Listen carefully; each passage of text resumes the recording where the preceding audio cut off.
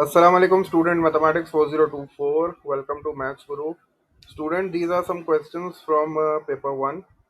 इनको जल्दी से जो है डिस्कस कर लेते हैं इनके solutions. The first question is right 23/5 as a mix number. ठीक है, ये जो 23/5 है ये फ्रैक्शन है, और ऐसा फ्रैक्शन जिसमें न्यूमरेटर बड़ा होता है डिनोमिनेटर से उसको हम इम्प्रॉपर फ्रैक्शन कहते हैं. तो ये इम्प्रॉपर फ्रैक्शन है, इसको हमें मिक्स नंबर की फॉर्म में जो है वो लिखना है. मिक्स नंबर ऐसा नंबर होता है जिसमें होल नंबर भी होता है और एक न्यूमरेटर भी होता है, डिनोमिनेटर भी होता है. तो in order to convert an improper fraction, अच्छा प्रॉपर फ्रैक्शन, जो है प्रॉपर फ्रैक्शन जो है वो ऐसा फ्रैक्शन हो जाएगा जिसमें न्यूमरेटर छोटा होगा डिनोमिनेटर बड़ा होगा. तो इम्प्रॉपर फ्रैक्शन को ही मिक्स नंबर में कन्वर्ट किया जाता है. प्रॉपर फ्रैक्शन को हमें जरूरत नहीं पड़ती मिक्स नंबर में कन्वर्ट करने के लिए. तो मिक्स नंबर में जब भी वो आपसे कन्वर्ट करवाएगा वो आपको इम्प्रॉपर फ्रैक्शन ही देगा. अब इम्प्रॉपर फ्रैक्शन ऐसा फ्रैक्शन होता है जिसमें न्यूमरेटर बड़ा होता है डिनोमिनेटर छोटा होता है. तो आपको इसको डिवाइड करना पड़ेगा in order to get this converted into mix number. तो उसका तरीका ये है कि ये है न्यूमरेटर और ये है डिनोमिनेटर. तो न्यूमरेटर हमेशा अंदर की तरफ आएगा, ठीक है, और डिनोमिनेटर हमेशा जो है वो बाहर की तरफ आएगा. तो 23 विल कम इनसाइड और 5 जो है वो बाहर आएगा. अब आप 5 का टेबल पढ़ोगे, 5 टाइम्स 4 इज 20, 3 बच गया. अब इसको देखो, लिखने का तरीका क्या है. आप यहाँ से एक एरो बनाओ यूं करके, ठीक है, क्लॉकवाइज डायरेक्शन में मूव करो, ऐसे करके एरो बनाओ. तो इसका मतलब है कि जो पहला नंबर होगा this will be the whole number, ये होल नंबर हो जाएगा. तो 4 होल नंबर, ये न्यूमरेटर हो गया 3 और 5 आपका डिनोमिनेटर हो गया. तो 4 whole number 3/5 is your final answer. ये कन्वर्ट हो गया है मिक्स नंबर में.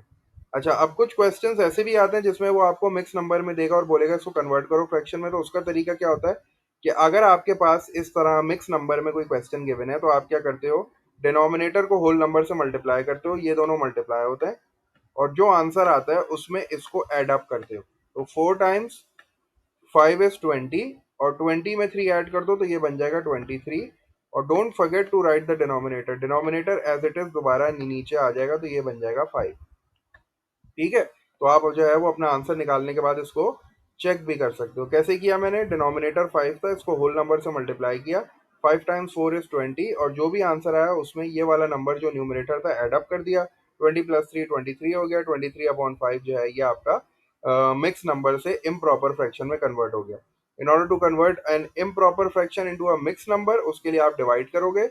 न्यूमरेटर हमेशा अंदर की तरफ आएगा, ठीक है, और डिनोमिनेटर जो है वो बाहर आएगा.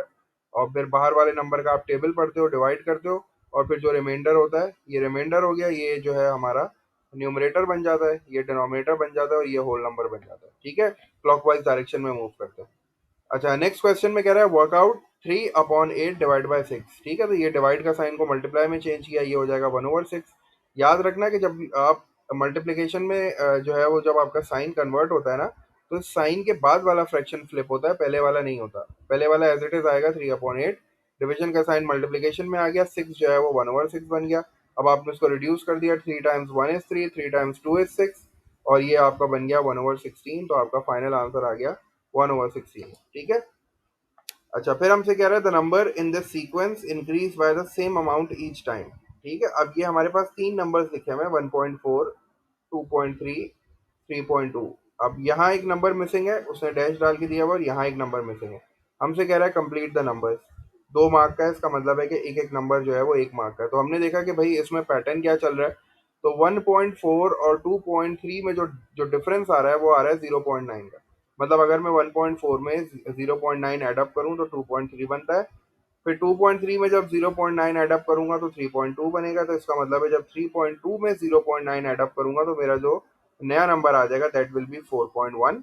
अच्छा, इस डायरेक्शन में ऐड करते हुए जा रहे हैं, तो इसका मतलब है पीछे वाला कैसे करूंगा, 1.4 में से जब मैं 0.9 को सब्ट्रैक्ट कर दूंगा तो I will get 0.5.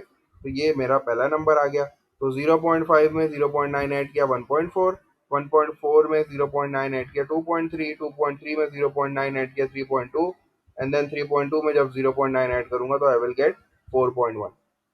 The next question, find 12% of 40. 12% का मतलब हो गया 12/100. ऑफ का मतलब होता है मल्टीप्लाई, और फिर 40 आ गया.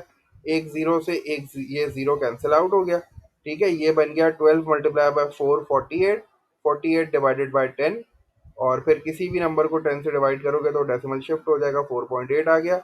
तो 4.8 is my final answer. 2 marks का था ये, पेपर 1 का था, मतलब बगैर कैलकुलेटर के, तो ये ज़्यादा आसान हो गया।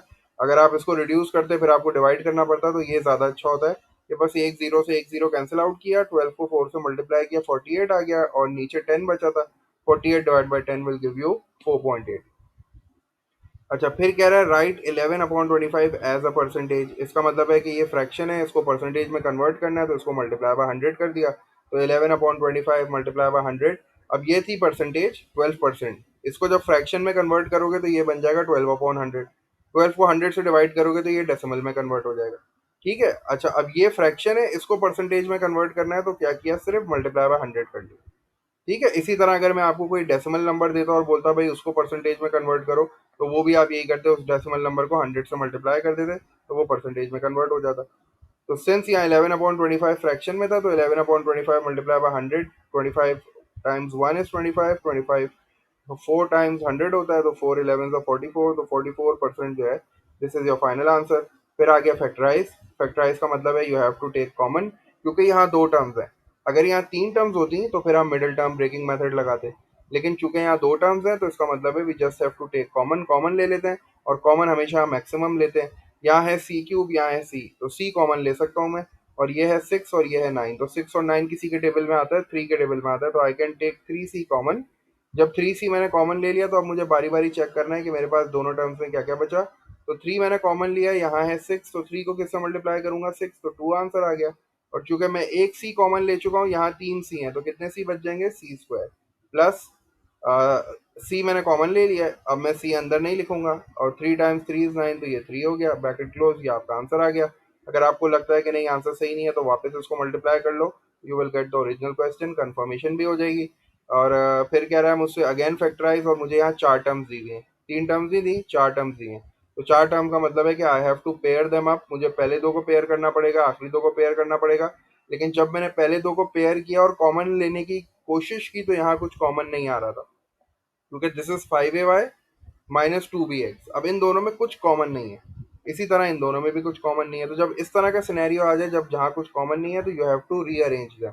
आपको इनको रीअरेंज करना पड़ेगा। रीअरेंज के लिए जो है थोड़ी सी स्ट्रेटजी जो है उसका ख्याल रखना। पहले आपने लिखा 5ay, अब आपको, आपने एक चीज वो डिसाइड कर ली कि मैं ए को एक साइड पे करता हूँ, बी को पेयर अप करता हूँ, तो अब ए वाली टर्म है ये 5ax, तो आपने यहाँ 5ax लिखा। अब ये जो दूसरी टर्म है ना, इसमें गौर से रखना, देखो आपने पहले y को रखा है, फिर आपने x को रखा है। जो पहले वाली टर्म है उसमें y पहले है और फिर x है, तो जाहिर सी बात है यहाँ जो टर्म लिखोगे ना उसमें y पहले होना चाहिए।